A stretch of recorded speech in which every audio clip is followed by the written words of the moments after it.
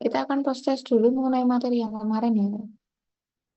Sebentar, saya akan kirimkan link Google Form-nya di kolom chat. Dikerjakan 20 menit. Oke.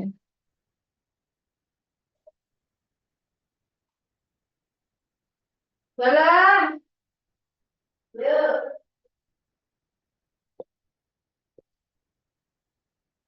Sampai aku pengen kenalan. Omong man siapa? Pak Lino. Ya Allah. Kayak aku pengen pun tak deh. Pas kerja aku dijat kalau ada. Saya buku pengen tuh.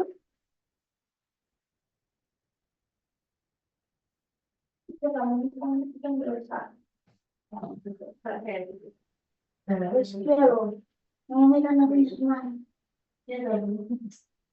Emang saja seksi sih. Tapi aku gak pede gitu. Nek kerja itu nggak pede. Malah tak malah lewat.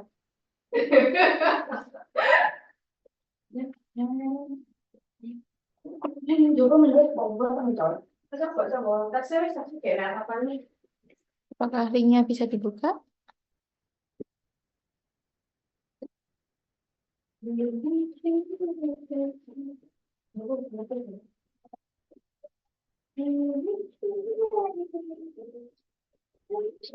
Silakan dikerjakan. Upload sebelum jam 15.30.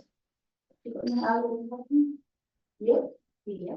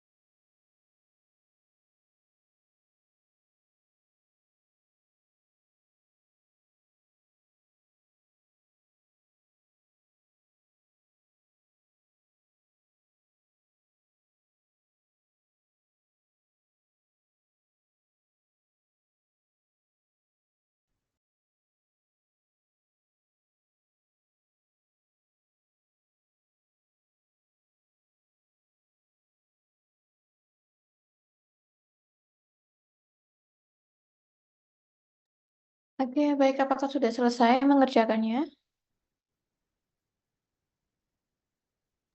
Belum, Ibu. Oke.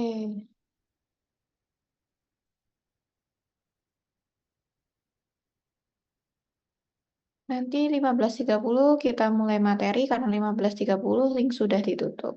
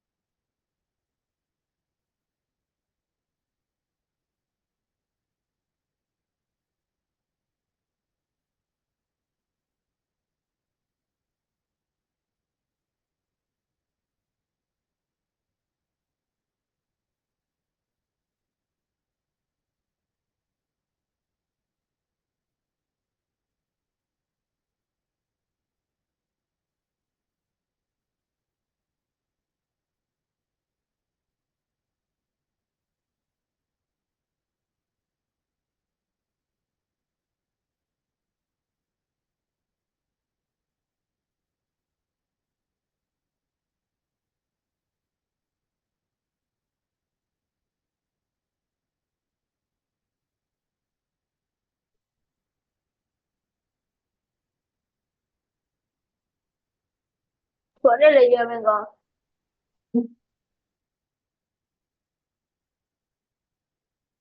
Oke, baik kita lanjutkan untuk materi selanjutnya yaitu mengenai angina pectoris. Materi sudah saya share di kolom chat. Mari kita bahas bersama-sama.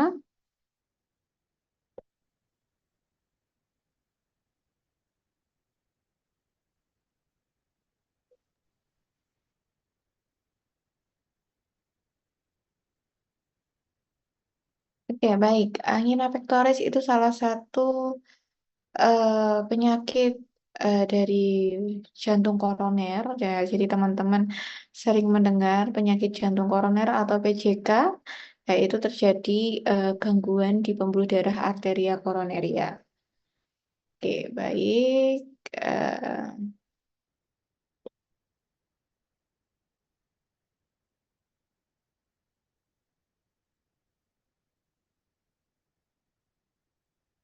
Oke. Nah, penyakit jantung koroner itu masalahnya terletak di pembuluh darah arteri koroner. Ya, pembuluh darah arteri koroner. Yang mana sih pembuluh darah arteri koroner? Ya di sini ya. Ada di sebelah kanan, ada sebelah kiri. Nah, fungsi dari arteri koroner adalah menghantarkan darah ya ke sel-sel otot jantung yang di sekitarnya ini. Darah mengandung O2 dan makanan dalam artian jantung koroner, sorry, pembuluh darah arteri koroner ini mengalirkan darah yang kaya oksigen dan makanan untuk menghidupi sel-sel otot jantung agar bisa bekerja dengan baik. Jadi jantung itu bekerjanya adalah memompa darah. Ya, jantung itu kerjanya memompa darah dan akhirnya memompa darah menyalurkan ke seluruh bagian organ tubuh. Agar apa? Agar organ itu kena pasokan darah yang kayak O2 dan makanan. Termasuk jantung juga butuh makan dan butuh O2. Jadi darah yang dipompa tadi juga dialirkan ke jantung melalui pembuluh darah arteria koroner. Nah, di sini letak permasalahannya ketika penyakit jantung koroner, di sini ada timbul plak, ya, sumbatan. Nah, ketika pembuluh darah arteri koroner normal, tidak ada plak, dia akan mengalirkan darah, ya, darah yang cukup untuk menghidupi sel-sel otot jantung yang di sekitar pembuluh darah tersebut. Ya, sehingga sel otot jantung sehat bisa bekerja. Namun, ketika pembuluh darah koroner ini salah satu di sini terjadinya plak. Nah, plak itu kan terjadi tumpukan dari LDL, atherosclerosis. Teman-teman pasti sudah belajar di obat anti hiperlipidemia sebelum UTS di Purosa. Ya, nah eh, terjadinya plak-plak di sini ya dari LDL jahat dan dia membentuk kerak di sini. Tentu saja aliran darahnya ini akan terhambat atau akan berkurang. Yang awalnya sebanyak ini menjadi sedikit.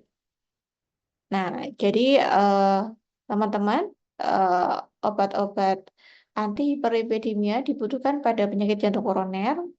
Kemudian kalau ada sumbatan, obat-obat trombotik juga dibutuhkan.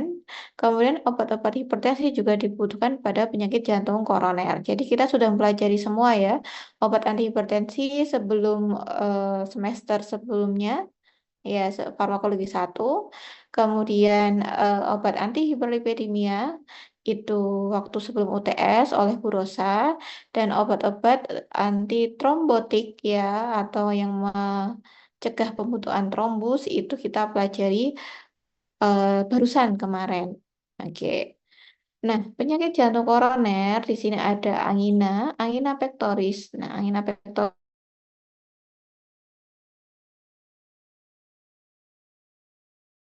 Angina pectoris di sini ada stabil angina dan angina yang tidak stabil. Angina stabil dan angina tidak stabil. Nah, angina stabil di di pembuluh arteria koroner di sini sebenarnya sudah ada plak. Ya, sudah ada plak, namun aliran darahnya ini walaupun berkurang, itu masih mampu mencukupi kebutuhan dari O2 dan makanan dari sel-sel otot jantung. Ya, jadi biasanya kalau pada pasien dengan angina stabil ini tidak ada gejala. Ya, gejala nyeri dada itu terjadi ketika pasien itu beraktivitas berat. Ya, beraktivitas berat, olahraga berat. Nah, karena dia berolahraga, beraktivitas, kebutuhan O2-nya meningkat. Sehingga kebutuhannya akan O2 oleh sel otot jantung itu meningkat, suplai yang cukup. Jadi pada waktu dia exercise ya olahraga berat itu dada terasa sakit ya nyerinya waktu dia exercise.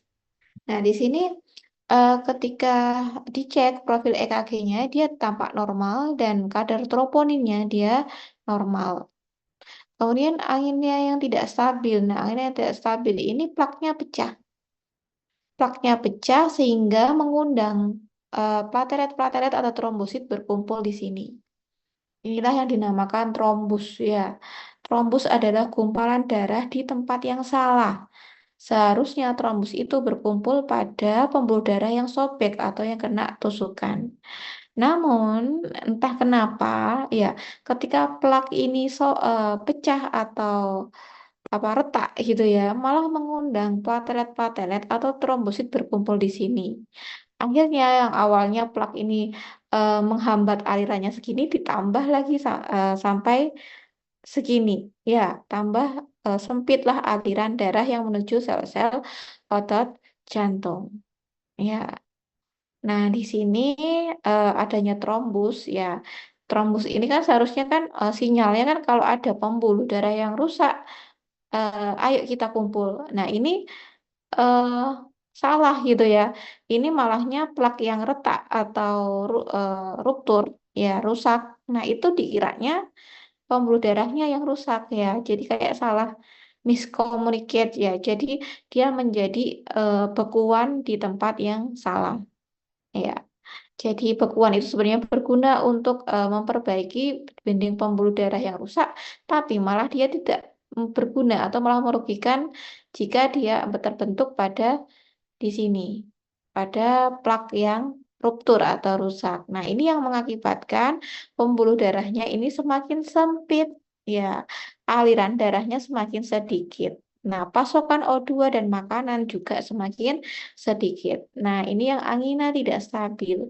Nah, ini pasiennya walaupun istirahat ya, sudah istirahat itu tetap merasa sesak ya, karena memang kebutuhan O2 saat istirahat pun tidak terpenuhi oleh sel-sel otot jantung.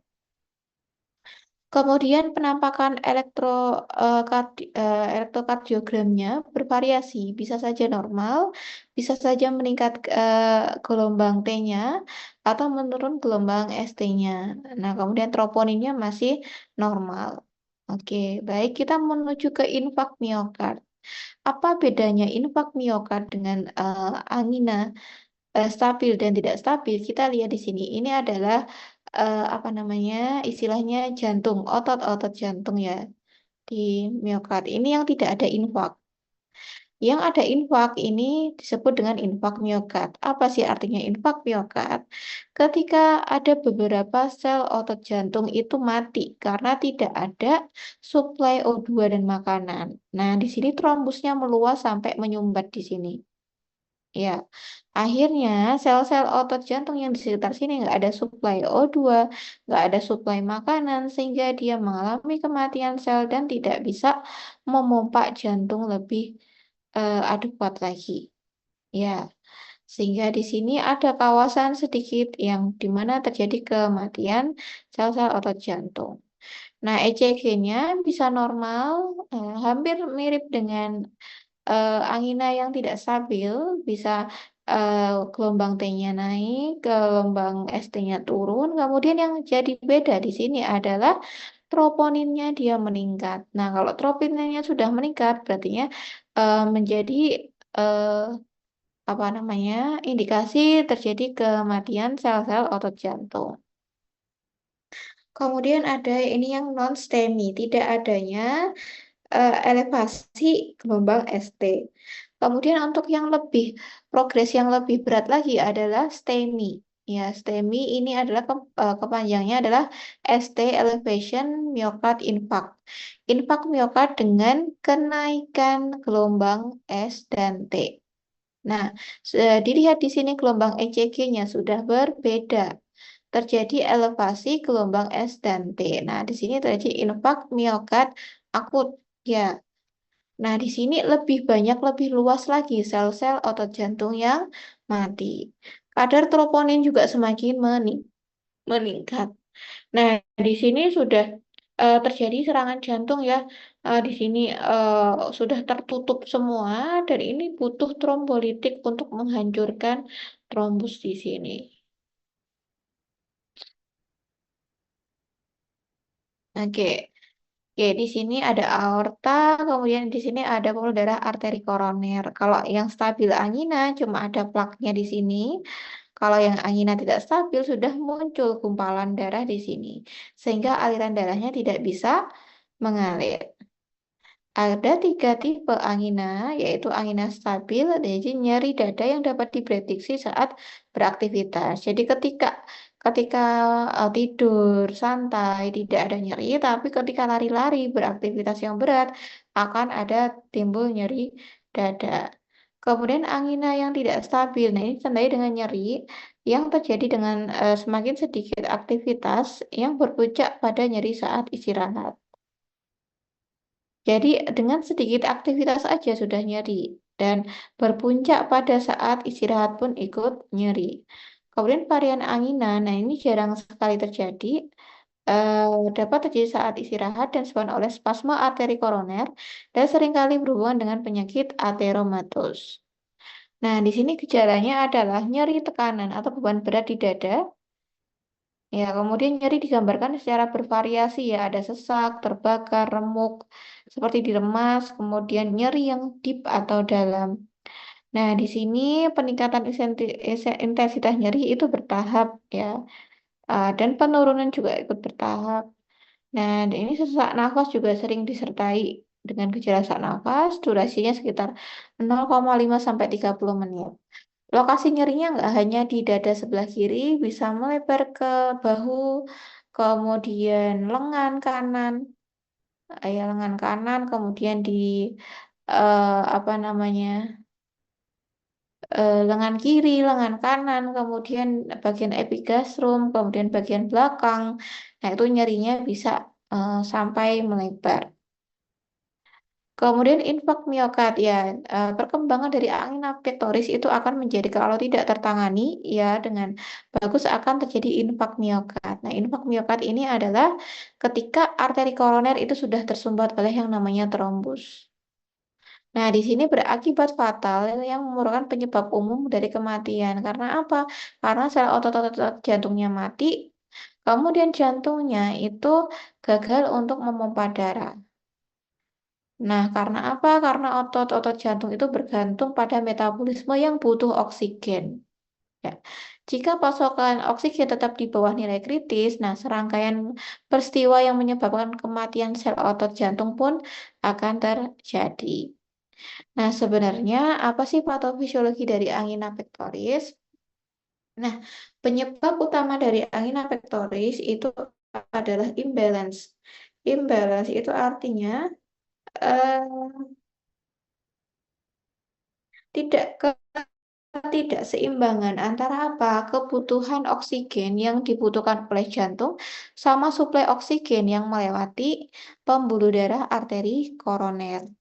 Jadi apa namanya kebutuhan dan pasokan itu tidak seimbang. Tentu saja kebutuhannya banyak, namun pasokannya itu kurang. Seperti kalian kalau anak kos, kebutuhan kalian banyak, namun suplai suplai uang dari orang tua itu menipis sedikit.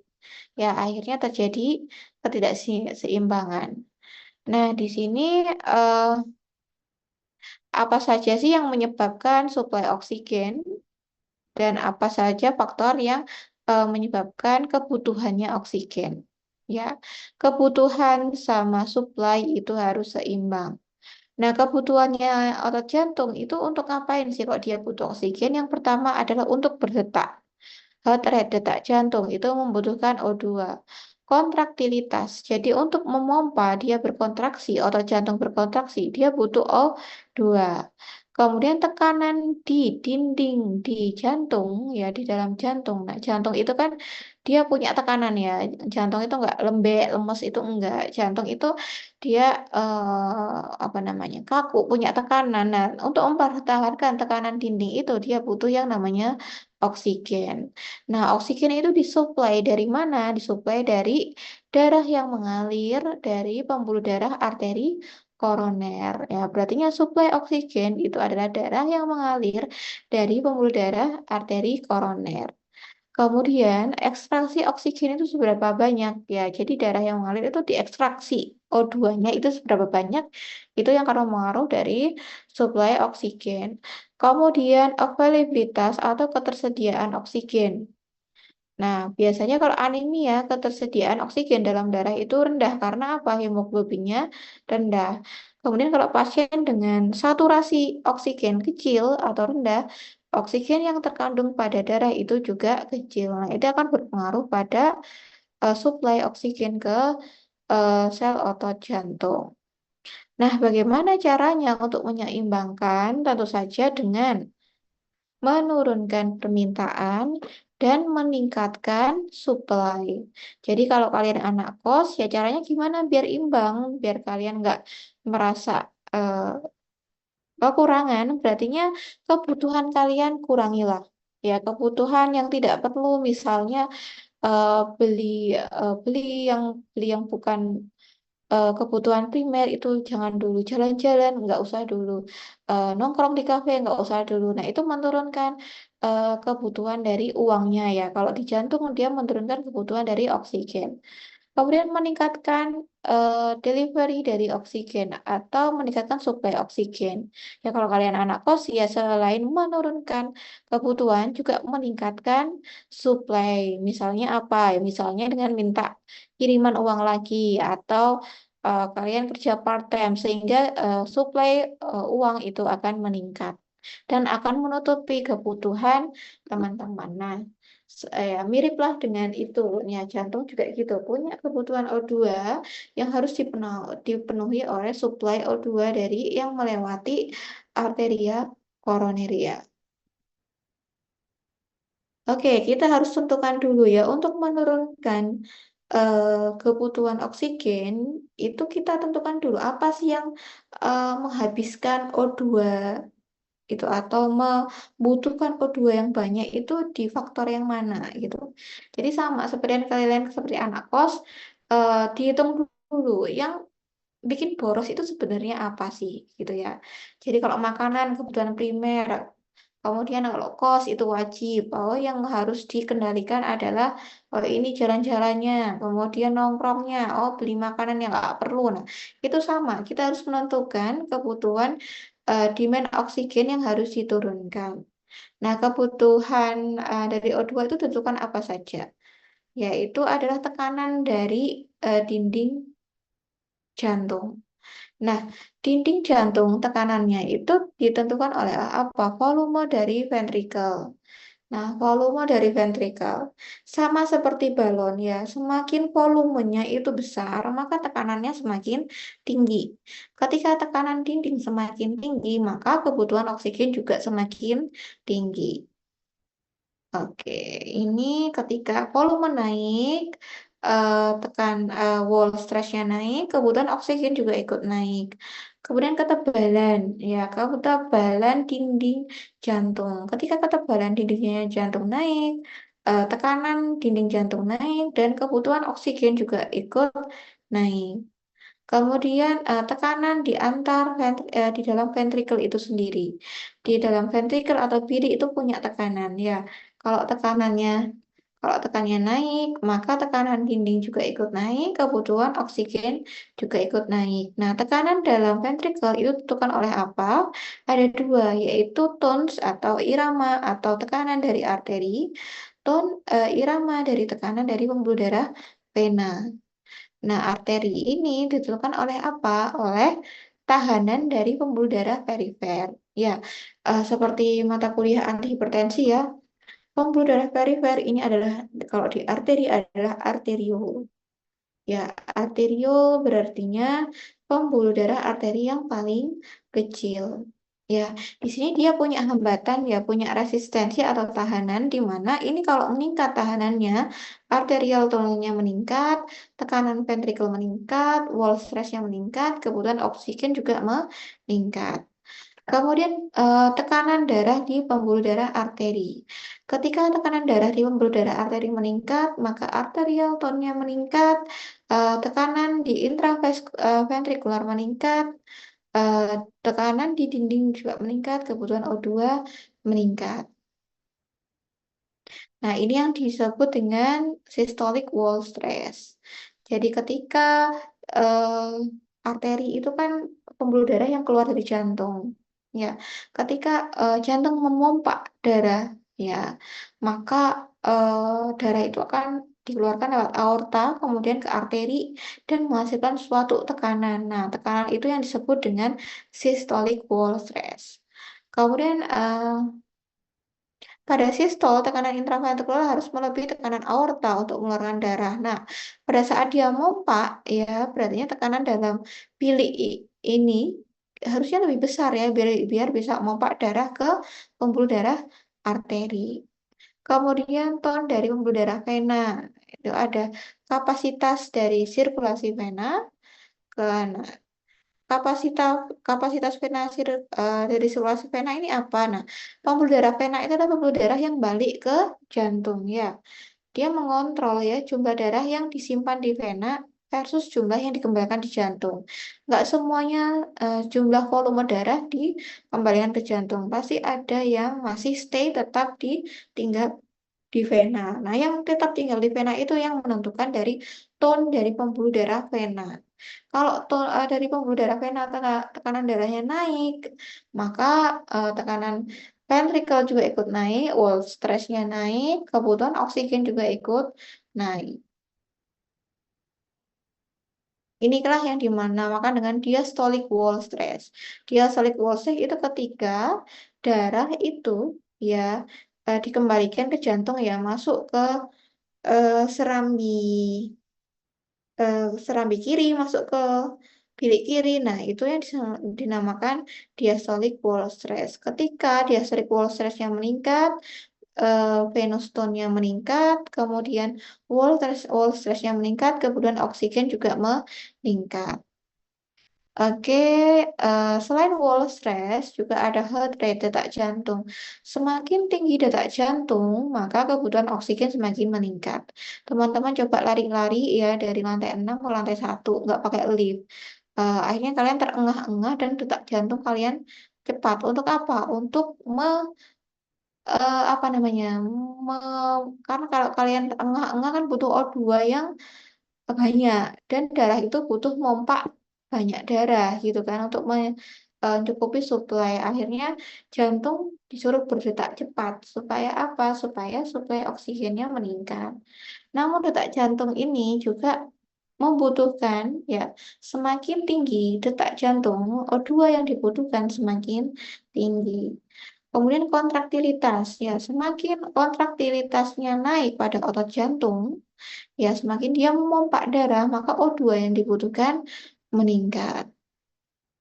Nah, akhirnya strategi apa yang digunakan untuk menurunkan kebutuhan O2 pada sel otot jantung?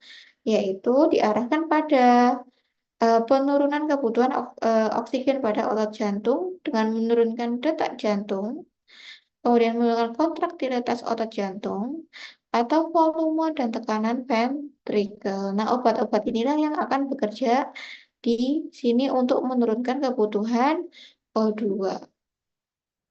Oke, itu kebutuhan O2. Bagaimana kalau kita menaikkan saja suplai, selain menurunkan kebutuhan juga menaikkan suplai O2 ke otot jantung. Nah, kita tentukan dulu faktor apa yang bisa menaikkan suplai O2 ke otot jantung. Oke, yang pertama adalah aliran darah ke pembuluh darah arteri koroner. Ya. Nah, aliran darah koroner berbanding terbalik dengan resistansi pembuluh darah koroner. Maksudnya apa? Semakin pembuluh darahnya semakin sempit, ya, semakin sempit, tekanan darahnya semakin meningkat, maka aliran darahnya itu kecil atau sedikit. Kebalikannya, ketika resistensinya dia turun, ya tekanan darah turun, pembuluh darahnya melebar, aliran darah di pembuluh darah koroner itu akan lancar dan banyak. Nah, kemudian faktor lain adalah pada dinding dinding pembuluh darah dari koroner endotel. Ya, kalau endotelnya rusak, ya berarti dia kaku, nggak mampu relaksasi, nggak mampu vasodilatasi, nggak mampu melebarkan pembuluh darah, sehingga kalau pembuluh darah arteri koroner nggak bisa melebar, tekanan darahnya dia meningkat, jadi sempit, aliran darahnya nggak bisa lancar masuk ke otot jantung. Nah, lah disinilah obat-obat vasodilator bekerja untuk menaikkan suplai dari darah dan O2. Kemudian oksigen ekstraksi. Ekstraksi oksigen itu apa? Ya sama ya seperti misalnya kalian kalau diekstraksi itu bahan alam ya. Ekstraksi dari daun ya. Daun itu mengandung flavonoid ya. Diekstraksi flavonoidnya sama. Darah itu mengandung oksigen. Nah, diekstraksi oksigen dari darah. Ya, inilah ekstraksi oksigen oleh sel jantung itu lumayan tinggi. Ya. Jadi dia mengambil O2, jantung itu mengambil O2 dari darah itu yang lumayan tinggi, sekitar 70 sampai 75%. Bahkan pada saat istirahat. Ketika kebutuhan itu meningkat, ya kebutuhan itu meningkat, biasanya ekstraksinya juga ikut meningkat, tapi sedikit sekali, sekitar 80%. Jadi kita mengutak-utik di sini pun sepertinya nggak naik signifikan ya. Eh, Kita nyari obat nih yang dapat meningkatkan ekstraksi oksigen. Enggak, karena dia ketika kebutuhan meningkat pun hanya ekstraksi oksigen itu hanya bisa naik sekitar 5%. Nah, akhirnya kebutuhan O2 yang tinggi itu tidak bisa dengan menaikkan oksigen ekstraksi, tapi harus dipenuhi dengan meningkatkan aliran darah dari pembuluh darah arteri koronaria. Oke, nah peningkatan kebutuhan oksigen secara tiba-tiba ketika normally kita ketika kita lari-lari gitu kan, O2 yang dibutuhkan banyak. Nah, itu mekanismenya gimana sih untuk menaikkan suplai? Nah, biasanya pembuluh darah arteri koroner itu dengan cepat melebar ya, melebar pembuluh darah melebar dan meningkatkan aliran darah koroner. Sebenarnya mekanismenya belum sepenuhnya dipahami dan namun kemungkinan melibatkan berbagai mediator seperti adenosin, nitrit oxide yang dilepaskan oleh sel endotel dan miosit supaya apa? Supaya pembuluh darahnya melebar. Kenapa itulah jadi jawaban kenapa ketika kalian lari-lari, exercise berat, kenapa kok O2-nya masih tetap terpenuhi? Karena apa? Karena memang ketika terjadi kenaikan kebutuhan oksigen secara tiba-tiba, pembuluh darah arteri koroner itu melebar. Kemudian faktor yang ketiga adalah eh, konsentrasi atau availabilitas oksigen yang ada di darah. Nah, ini dipengaruhi oleh apa? Hematokrit, hemoglobin. Nah, kalau orang anemia, HB-nya rendah, maka HB itu kan fungsinya mengikat oksigen. Nah, kalau HB-nya rendah, O2 yang diikat juga ikut sedikit atau rendah. Maka walaupun suplai O2-nya banyak, tapi kok pasiennya anemia ya, anemia berat, ya O2-nya nggak bisa terpenuhi. Kemudian blood gas. Blood gas itu adalah saturasi oksigen. Nah, saturasi oksigen itu harus tinggi ya. Yang mendekati 100%. Nah, kalau rendah berarti konsentrasi oksigen dalam darah ya rendah. Ya ya nyuplai oksigennya ke organ juga ikut kurang atau rendah. Nah, kita kan sudah tahu ya faktor apa yang dapat menentukan suplai oksigen di otot jantung, maka kita punya strateginya, strateginya untuk meningkatkan suplai O2. Nah, gimana kita dapat meningkatkan suplai O2? Berartinya Diarahkan ke apa? Diarahkan ke vasodilatasi atau melebarkan arteri koroner. Oke, kita menuju ke pengobatan atau terapi pada angina pectoris. Nah, di sini ada kebutuhan O2, di sini ada suplai O2. Di sini ketika sama, seimbang, balancing, maka tidak ada masalah. Namun ketika kebutuhan ini lebih banyak daripada suplainya, maka akan terjadi iskemia atau kematian sel-sel jantung. Oke, kita review sebelumnya, kebutuhan O2 ditentukan oleh apa? Yang pertama adalah heart rate, detak jantung. Kemudian kontraktilitas, ya. Kontraktilitas dan detak jantung. Nah, ini dapat diturunkan oleh, ya kalau detak jantung diturunkan oleh obat yang namanya beta blocker atau beta adrenergic antagonis. Ya, detak jantung dapat diturunkan, O2 bisa turun. Kemudian bagaimana kontraktilitas otot jantung? Ya, dengan menutup saluran pintu kalsium. Nah, seringkali obat yang kita kenal adalah golongan kalsium kanal blocker atau CCB. Nah, mekanismenya bagaimana sih kalsium kanal blocker? Nah, ceritanya otot-otot yang di tubuh kita, termasuk otot jantung, otot pembuluh darah, itu bisa berkontraksi jika kalsiumnya tinggi di dalam otot. Nah, kalsiumnya itu masuk ke sel otot itu lewat mana? Lewat pintunya sendiri. Ya, ketika dia butuh kontraksi, maka kalsiumnya masuk, kemudian kalsiumnya meningkat sehingga bisa mengaktifkan, kalau di jantung mengaktifkan sel otot jantung, aktin dan miosin sehingga bisa berkontraktilitas. Nah, di sini pada case ini, karena kita akan mengurangi kebutuhan O2, maka kita harus turunkan kontraktilitasnya. Ya, kalau kontraktilitasnya kita butuh untuk turunkan, maka turunkan kalsiumnya. Ya, karena apa? Kalsium itu adalah ion pemicu kontraktilitas. Maka kalau kita ingin turunkan, maka kalsiumnya kita turunkan. Dengan cara apa? Ya, obat CCB tadi. Kalsium kanal blocker.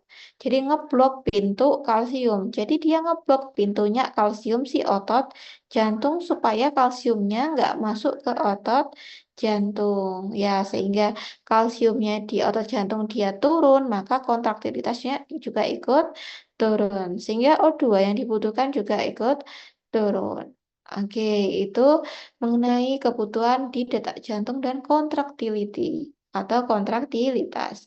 Bagaimana kebutuhan O2 ketika pada peningkatan preload dan afterload yang dapat meningkatkan tekanan darah ya di vena dan arteri sehingga dapat menaikkan apa namanya diastolic wall stress sama systolic wall stress tadi terkait dengan tekanan dinding jantung itu meningkat, maka O2-nya tadi kan meningkat ya. Kita turunkan lewat menurunkan preload dan afterload, menurunkan tekanan darah di pembuluh darah vena dan arteri dengan apa? Dengan nitrates ya. Dengan obat-obat golongan nitrat dan obat-obat bisa menggunakan obat-obat golongan kalsium kanal blocker atau CCB. Nah, CCB ini selain dia menghambat pintu kalsium yang masuk ke otot jantung, juga dia akan menghambat pintu kalsium yang masuk ke otot polos yang ada di pembuluh darah. Ya, jadi pembuluh darah kita itu kan kalau berkontraksi, itu kan akan menyempit.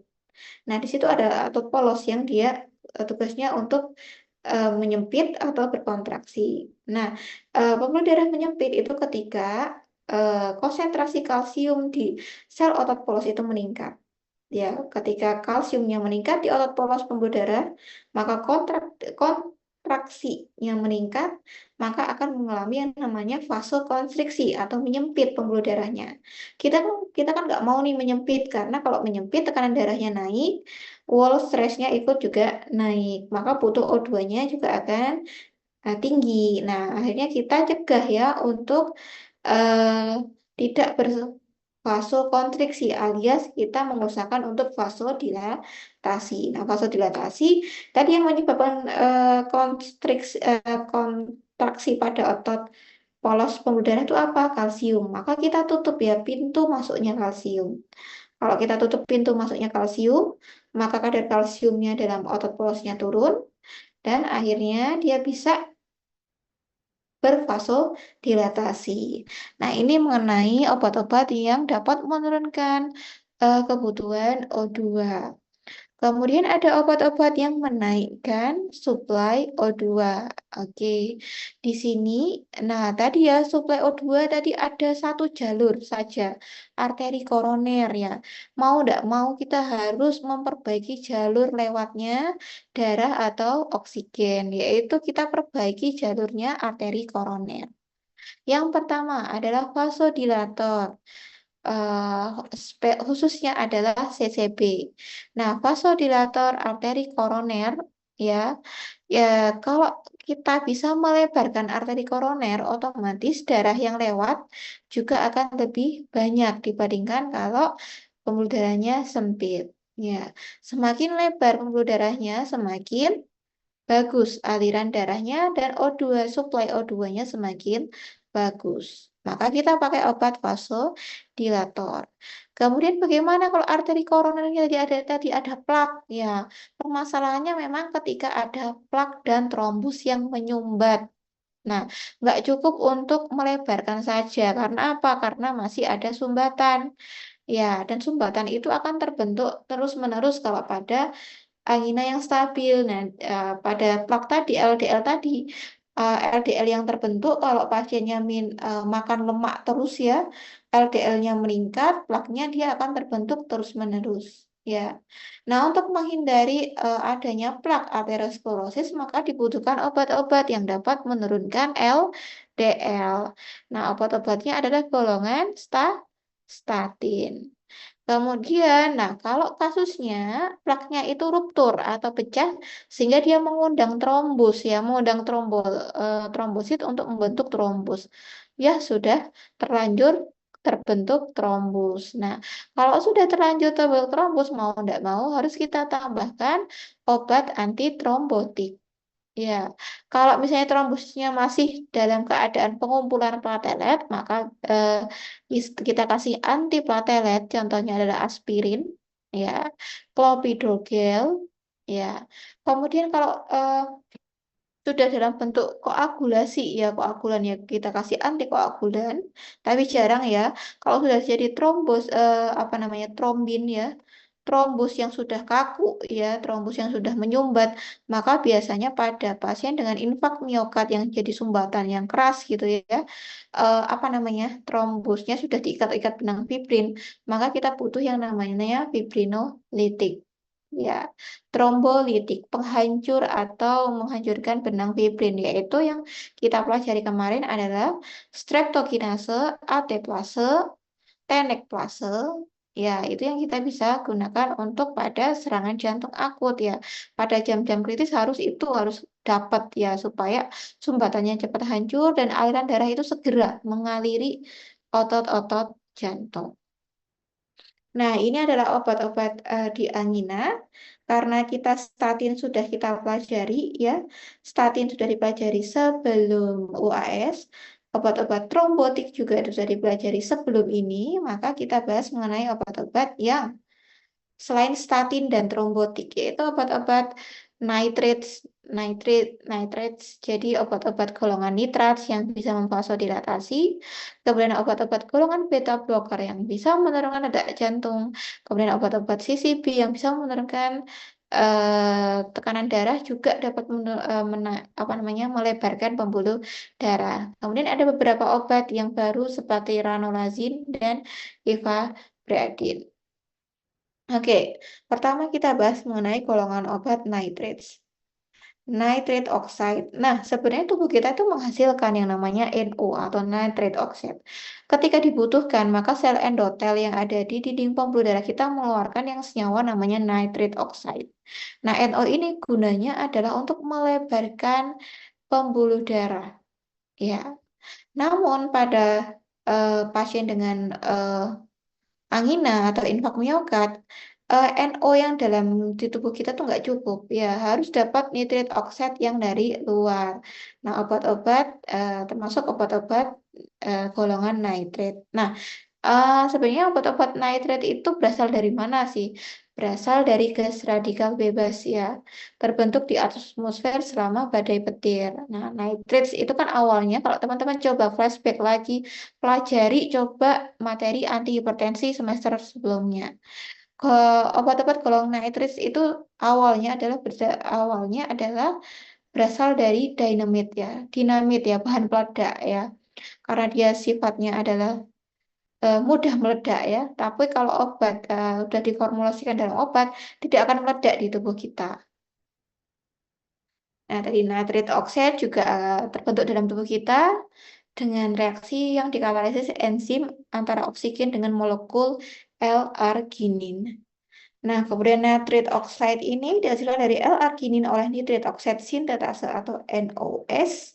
Nah, NOS ini adalah suatu enzim yang terjadi pada isoform endotel neuron dan yang dapat diinduksi. Nah, nitrit oxide ini adalah aktivator endogen dari guanyl siklase yang dapat larut yang mengarah pada pembentukan CGM, CGMP atau cyclic guanosine monofosfat yang menjadi messenger atau pesan kedua yang penting dalam banyak sel termasuk neuron, otot polos, kemudian monosit, trombosit. Nah, pada otot polos ini supaya apa? Supaya dia bisa relaksasi. Nah, kalau pada pembuluh darah, kalau relaksasinya si pembuluh darah adalah vasodilatasi atau melebarnya pembuluh darah.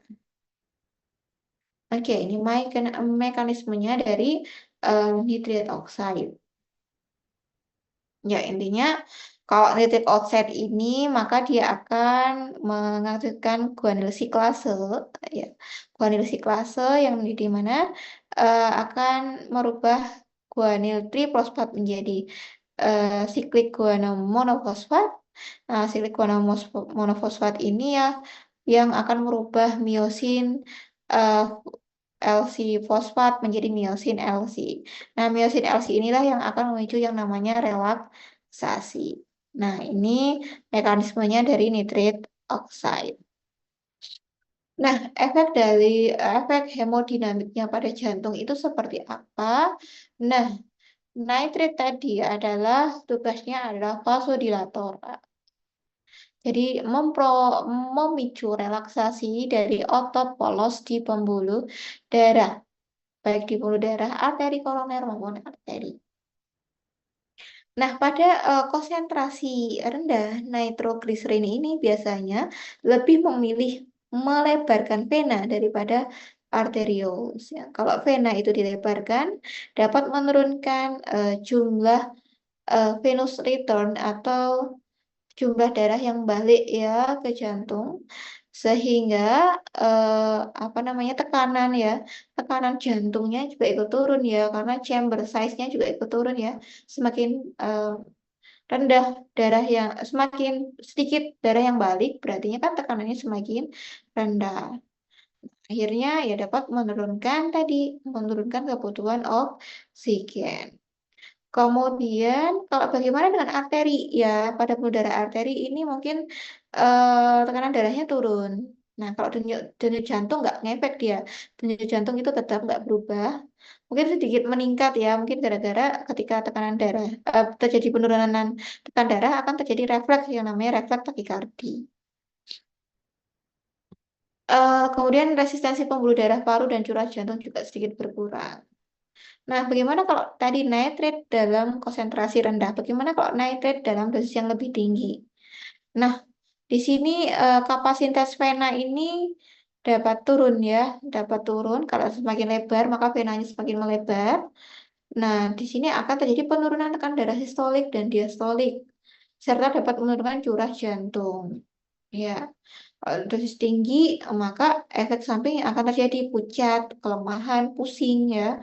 Kemudian akan mengaktifkan dari refleks kompensatori dari sistem saraf simpatik. Kemudian efek samping lainnya adalah refleks takikardi. Nah, ketika pembuluh darah melebar, tekanan darah turun, maka kan akhirnya dapat menyuruh sistem saraf simpatik kita untuk menaikkan detak jantung. Untuk apa? Untuk menyuruh apa namanya jantung kita untuk memompa lebih banyak lagi ya dengan menaikkan detak jantung biar apa kita namanya juga kesetimbangan ya kita lakukan pelebaran tubuh kita melakukan kesetimbangan nah, gitu. Nah, akhirnya terjadi yang namanya refleks takikardi dan vasokonstriksi, yang dimana refleks itu bertujuan untuk memulihkan resistensi dari tekanan darah dari pembuluh darah sistemik. Oke. Kemudian apa efeknya pada aliran darah dari pembuluh darah koroner? Nah, pada infak miokard dari iskemia, maka ini nitrate ini merupakan vasodilator yang powerful ya. Jadi kuat banget dalam melebarkan dari pembuluh darah koroner. Nah, dan aliran darah regional diatur dari mekanisme autoregulasi. Nah, kalau tadi ya, kalau pada waktu iskemia terjadi tadi apa namanya? Angina pectoris, terjadi penyempitan arteri koroner, maka akan yang menstimulasi terjadinya vasodilatasi. Jadi emang secara normal sih tanpa ada bantuan dari luar, emang tubuh kita kan eh, sudah mengatur sedemikian rupa ketika terjadi adanya iskemik ya, kurangnya O2 yang diterima oleh sel otot jantung, itu otomatis banget untuk menstimulasi pelebaran pembuluh darah yang di arteri koroner. Namun ada beberapa pada pasien yang stimulasi yang pada dirinya sendiri pun itu nggak cukup gitu. Jadi harus dibantu dengan nitrate yang dari luar.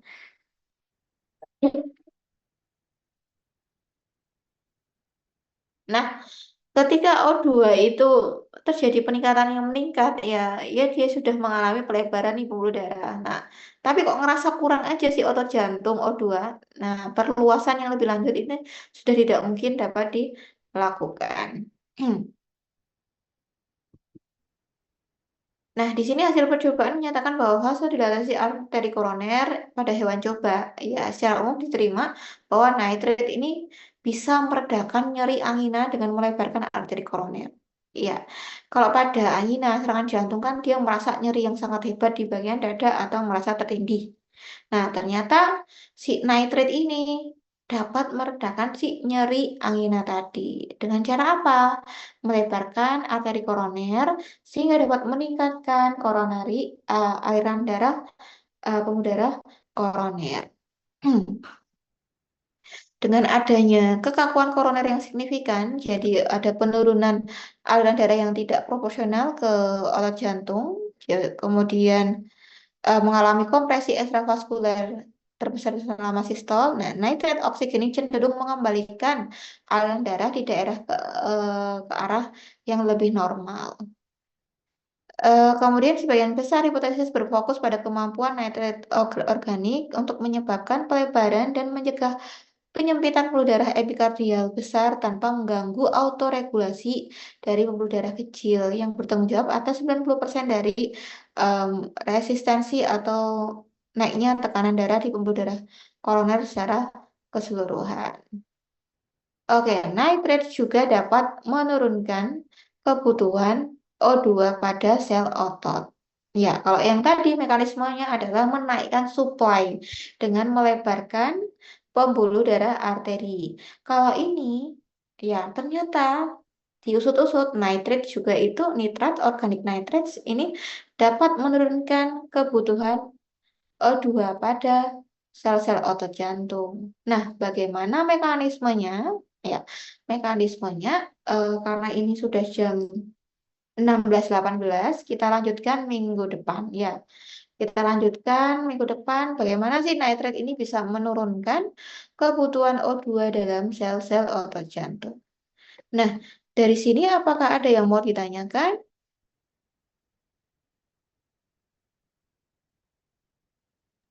Belum ada, Ibu. Apakah ada yang mau ditanyakan?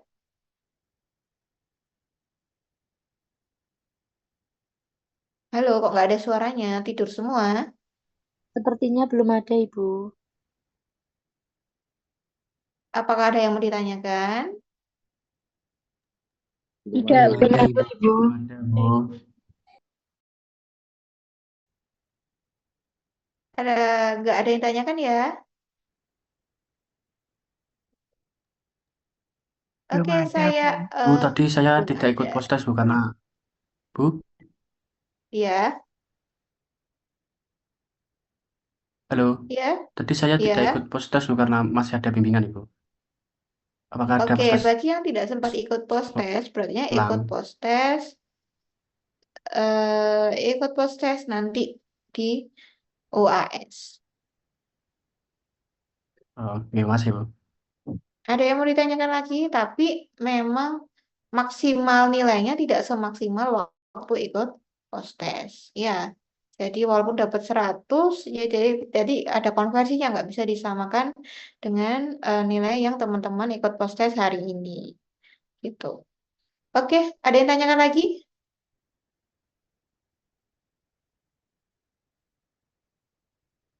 Tidak ada? Sudah cukup?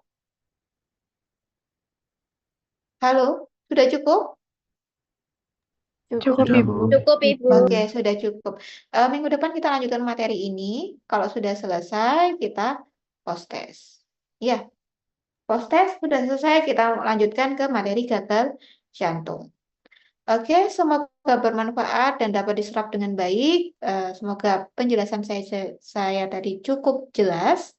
Karena materi ini akan teman-teman bawa sampai nanti teman-teman jika mengambil profesi apoteker. Jadi kalau pondasinya nggak kuat, otomatis atap-atapnya juga nggak ikut kuat. Ya nanti keteteran waktu teman-teman mengambil di profesi apoteker. Baik, saya akhiri. Assalamualaikum warahmatullahi wabarakatuh. Waalaikumsalam.